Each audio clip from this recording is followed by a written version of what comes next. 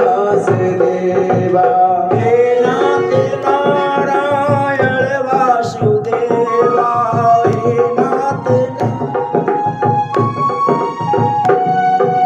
श्री कृष्ण गोविंद हरे मुरारी हे राधे नारायण वासुदेव राधे कृष्णा कृष्ण कृष्ण राधे राधे राधे कृष्ण कृष्ण कृष्ण राधे राधे राधे कृष्ण कृष्ण कृष्ण राधे राधे राधे कृष्ण कृष्ण कृष्ण राधे राधे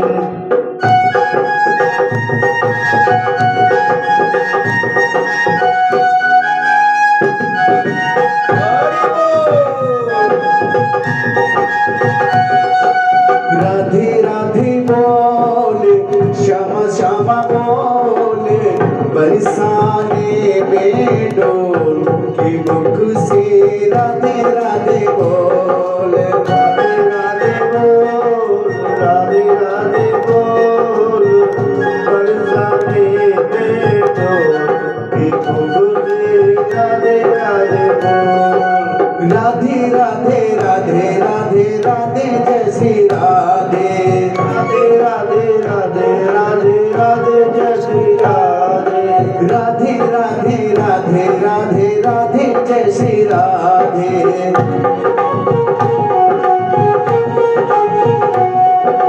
राधे राधे बोले श्यामा श्यामा बोले बरसाने में डोल की मुख से राधे राधे बोल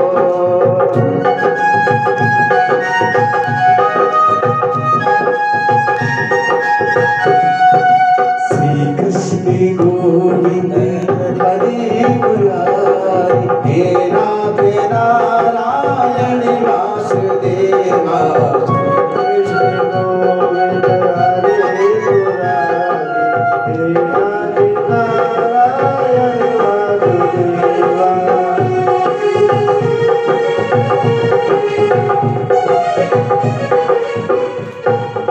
ओम नमो भगवते वासुदेवाय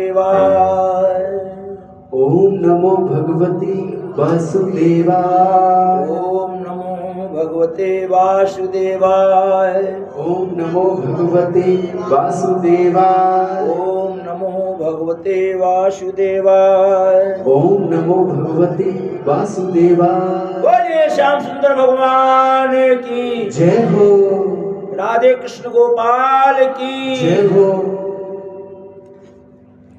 कहते हैं कि तीन चीज भजन में ना बाधा है।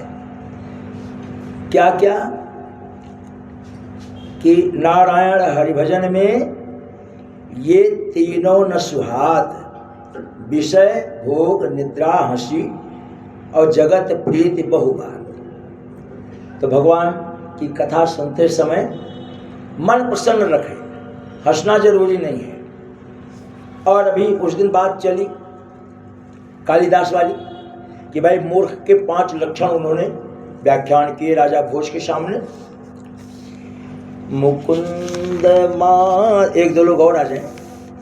मुकुंद मुकुंद माधव हरि हरि बोल केशव माधव हरि हरि बोल मुकुंद माधव हरि हरि बोल केशव माधव हरि हरि बोल मुकुंद माधव हरि हरि बोल केशव माधव हरि हरि बोल केशव माधव हरि हरि बोल केशव माधव हरि हरि बोल। भगवान की पूजा अर्चना बंदन करके भगवान से प्रणाम करते कहना चाहिए, प्रभु हम भी शरणागत हैं, स्वीकार करो तो जाने।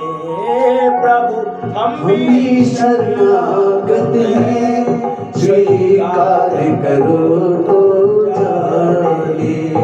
स्वीकार करो तो जाने।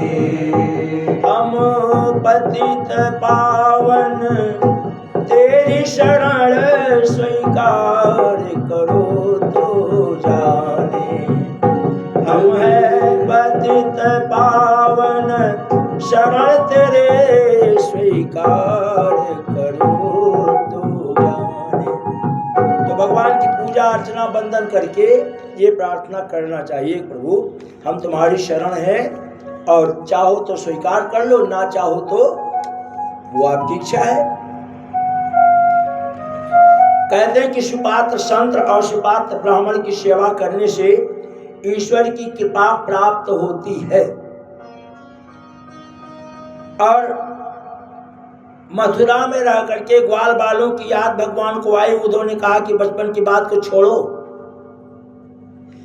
अब आप मथुरा के राजकुमार हैं, शासन सत्ता के राजकुमार हैं, तो आप उन ग्वाल बालों के बारे में मत सोचो, वो आपकी प्रजा है। तो भगवान कहते ना ना ना ना, वो प्रजा नहीं है, वो मेरे बचपन के सखा हैं और हमारे भगत भी हैं। तो भगवान कहते कि मैं अपने भक्तों को नहीं छोड़ सकता, भक्ति में इतनी ताकत है। तो हम सबको भगवान की भक्ति करनी चाहिए। भगवान की भक्ति करने से कृपा प्राप्त होती है। और मिलता क्या है भाई, हम भगवान की रोज सेवा कर रहे हैं, रोज जल चढ़ा रहे हैं, आरती पूजन कर रहे हैं, बढ़िया सा संतान पैदा हुआ, पढ़ाई लिखाई अच्छी हो गई, शादी अच्छी हो गई, इस तरह से जीवन चलने लगा। और क्योंकि यह संसार है और इस संसार में ना एक ही चीज सत्य है,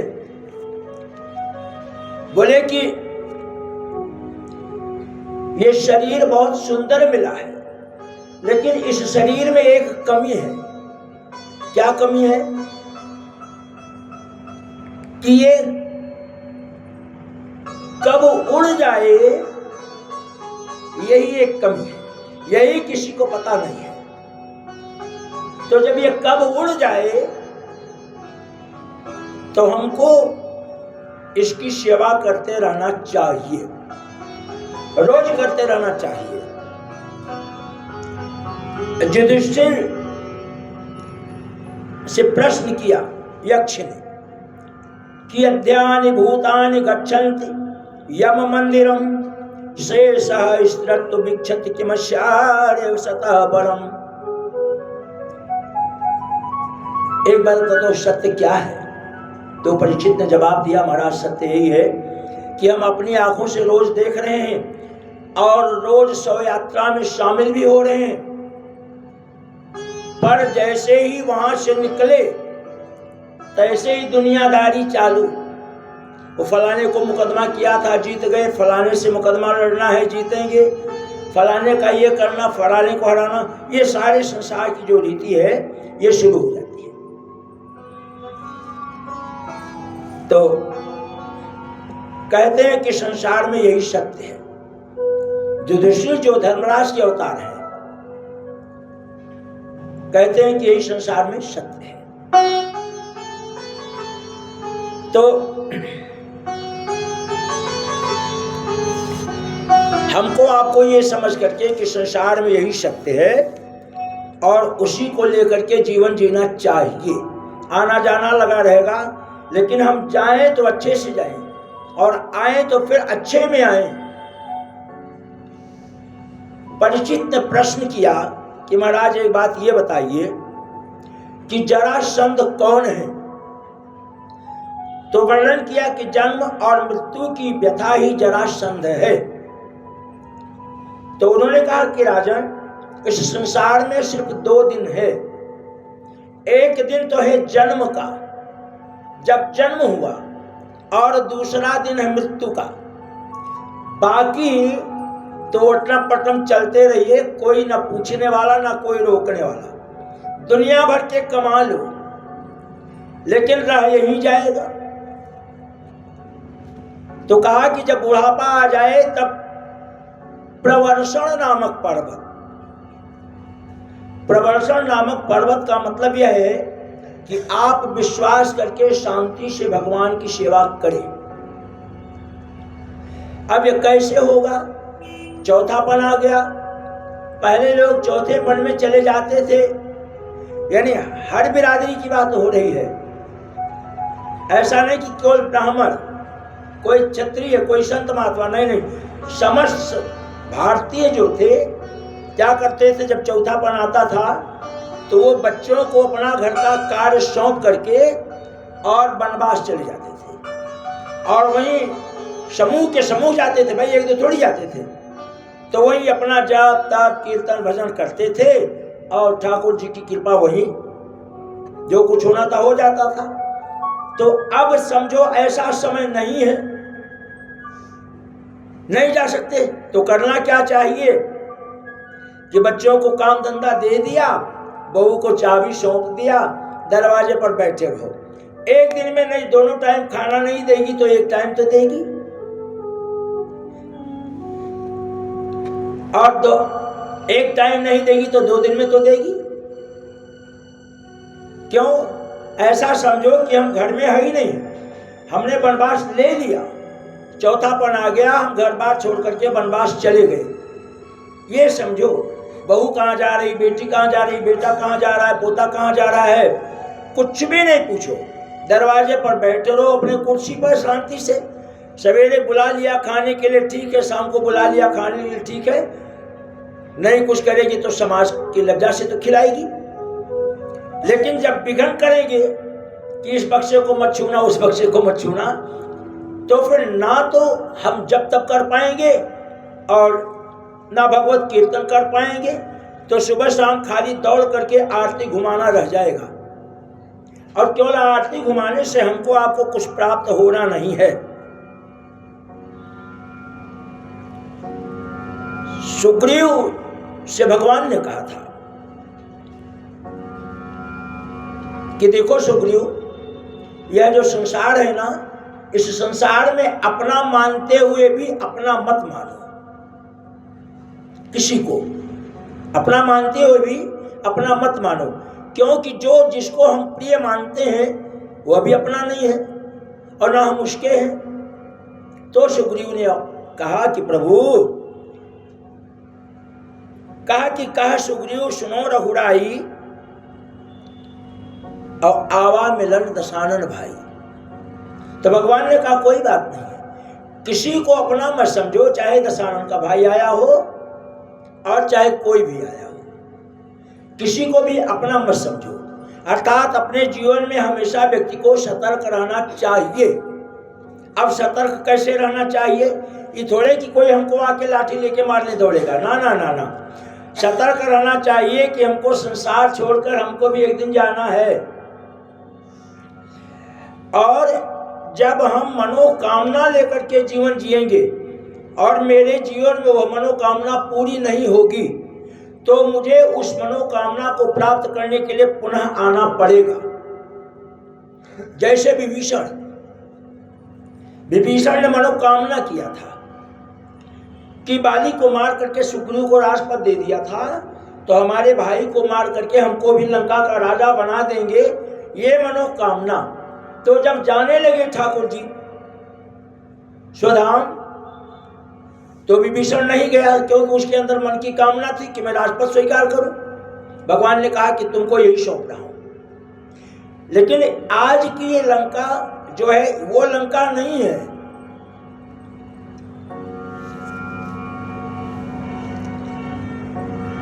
तो पुनः प्रश्न किया, महाराज अर्जुन कौन है?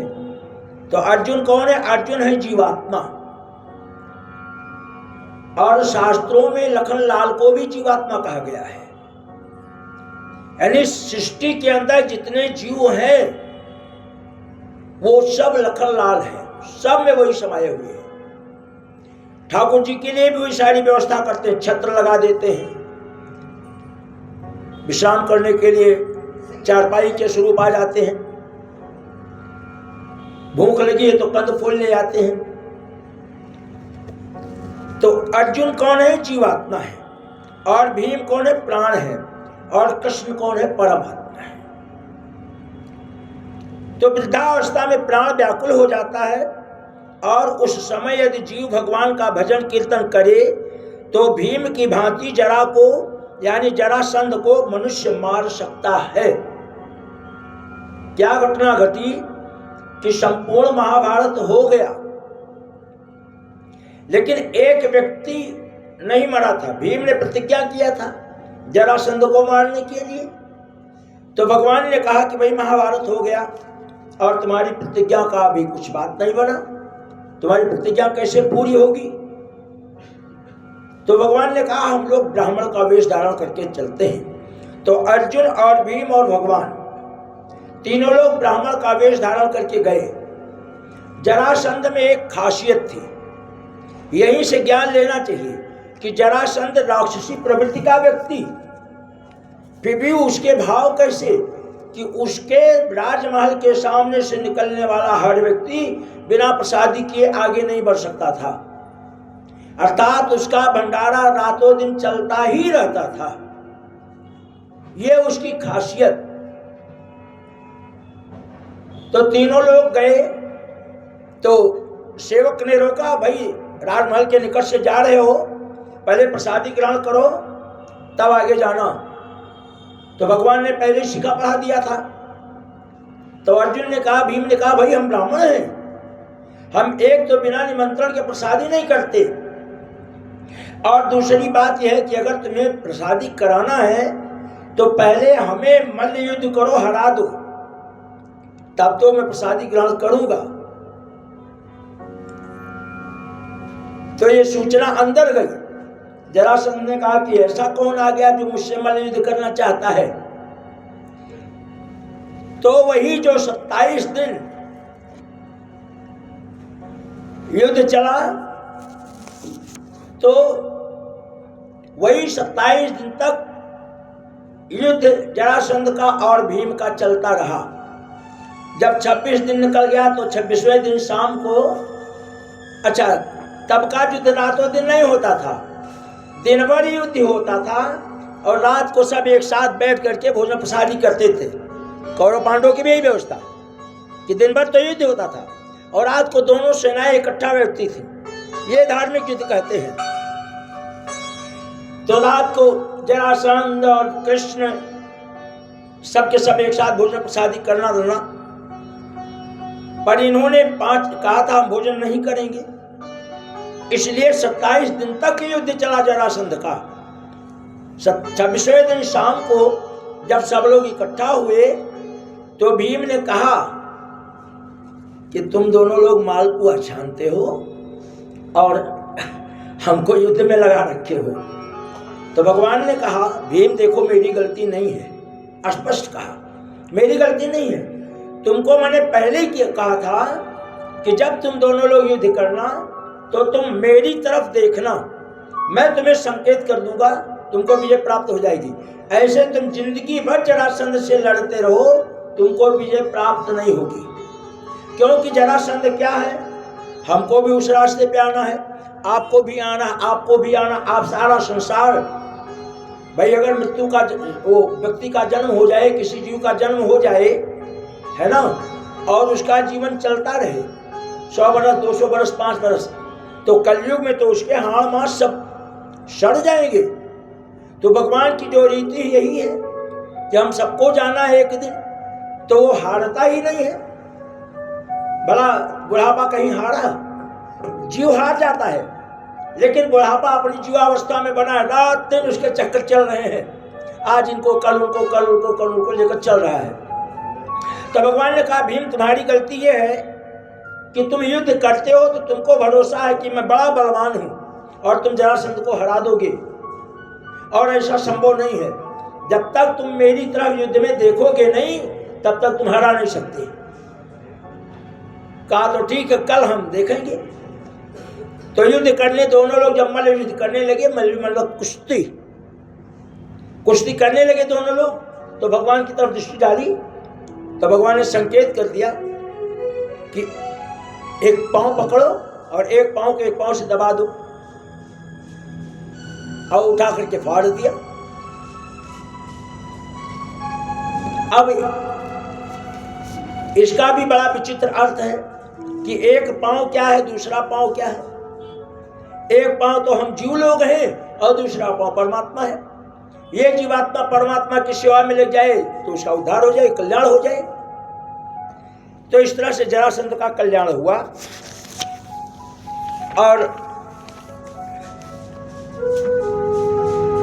दुर्योधन कौन है? लालच है। कर्ण कौन है? क्रोध है। दुशासन कौन है? छल है। पर अगर हम धर्म करते हैं तो कुछ कोई बिगाड़ नहीं सकता। 3 अवस्थाएं एक जीव की होती है। कहते हैं कि सूरज के 3 पन होते एक दिन में, तो हमारे आपके तो 4 पन बांटे गए हैं। बालापन, युवावस्था और थोड़ा और बुजुर्ग हो गए और फिर वृद्धावस्था, है ना। तो 4 अवस्था बांटी गई है। 3 मान लो, सूरज के 3 पन होते एक दिन में, लेकिन व्यक्ति के लिए 4 मान लो, क्योंकि व्यक्ति बुजुर्ग होने के बाद भी 70 साल की अवस्था में शादी कर रहे हैं, रोज ही पेपर में आता है। तो फिर उसको क्या माना जाए? 3 माना जाए कि 4 माना जाए? 4 माना जाए, है ना।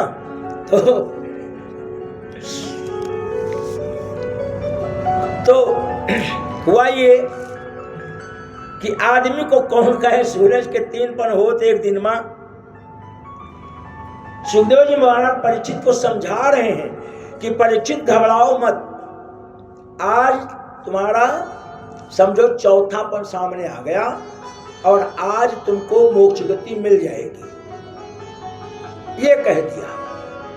लेकिन इसको कह करके महाराज सुखदेव जी परीक्षित के मुखमंडल की तरफ दर्शन करते हैं।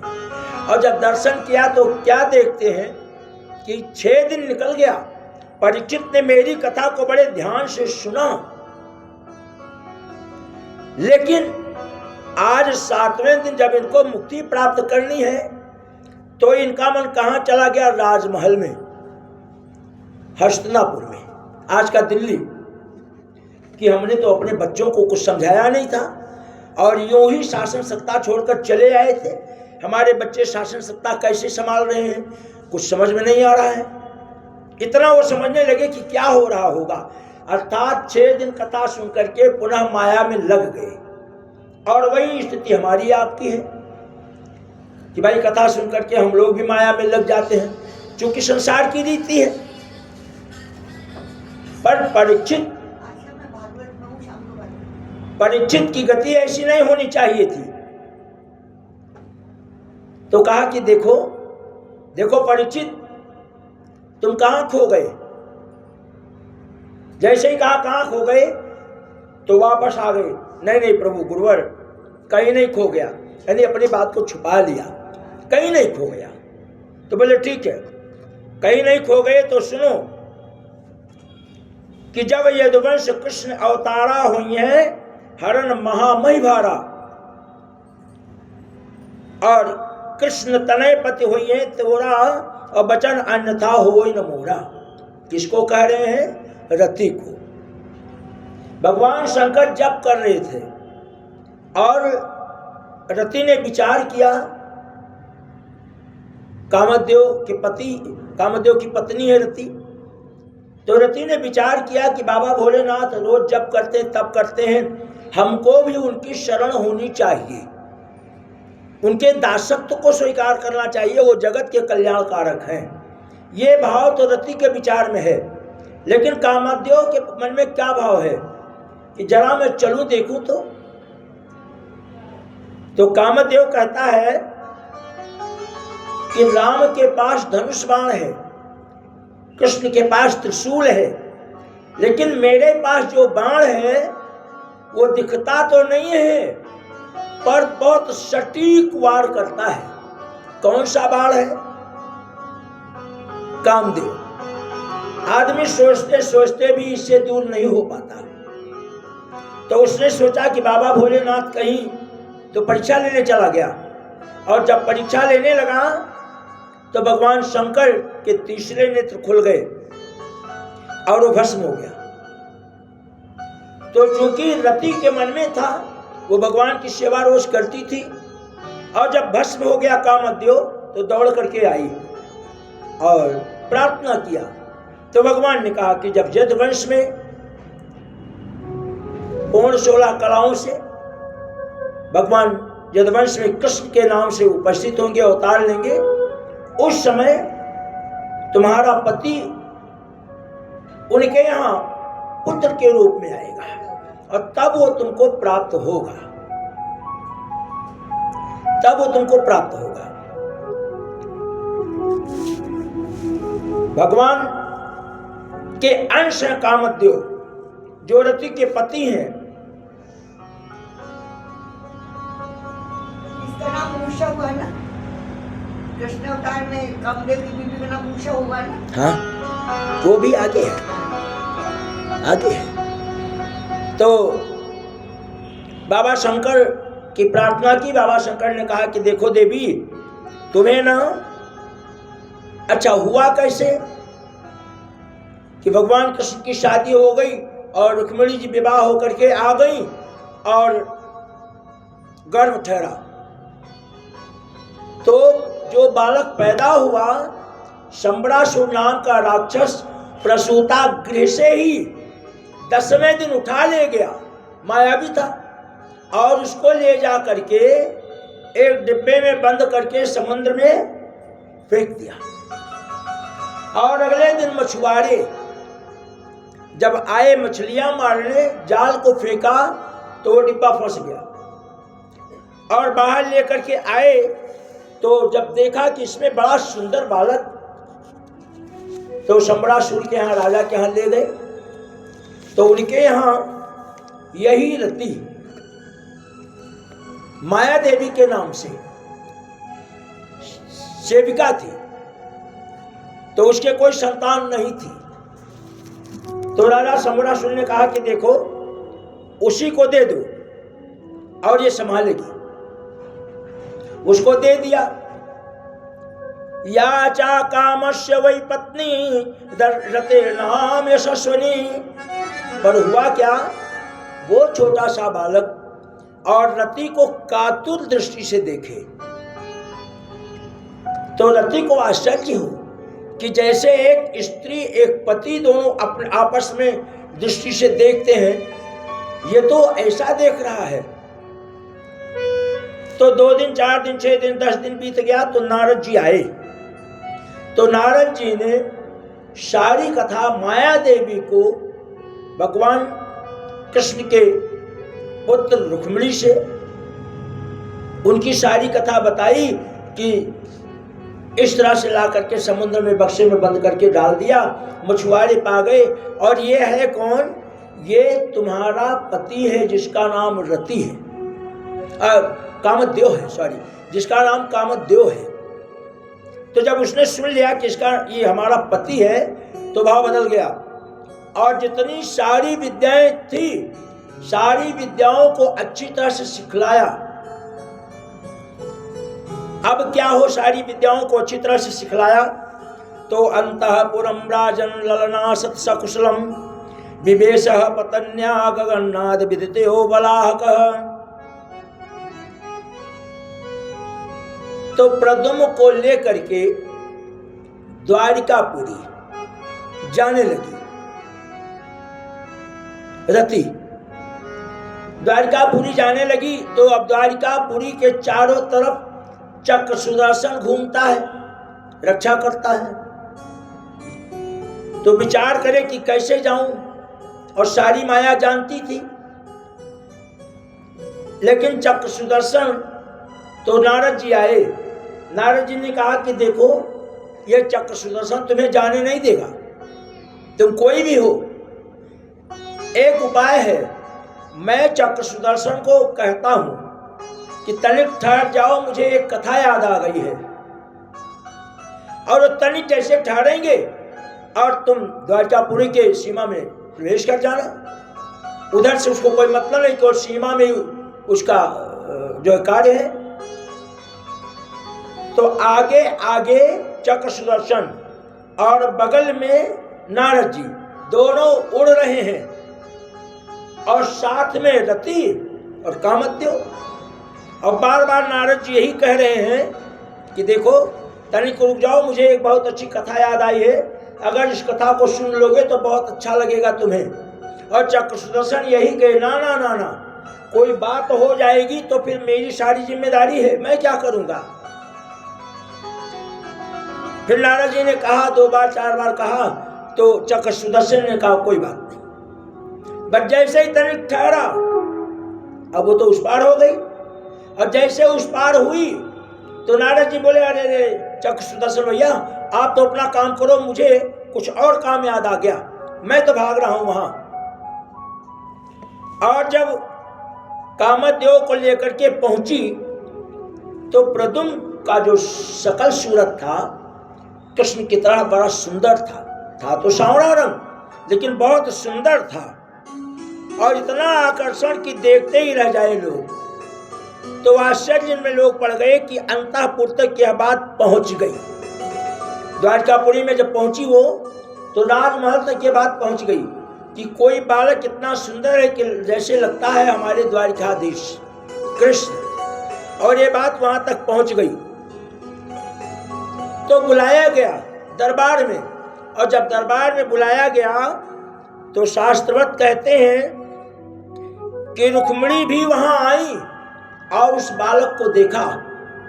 तो उस बालक को देख करके ऐसा मातृत्व का प्रेम हुआ कि रुक्मिणी के स्तन से दुग्ध निकल आया, और तत्काल नारद जी पहुंच गए, सारी कथा सुनाई, और प्रद्युम्न को और रति को दोनों को वहां राजमहल में स्थान दिया गया। बोलिए कृष्णचंद्र भगवान की जय हो। श्री राधे। आइए भजन लेते हैं। जय श्री राधे। अकेली गई थी वन में, कोई नहीं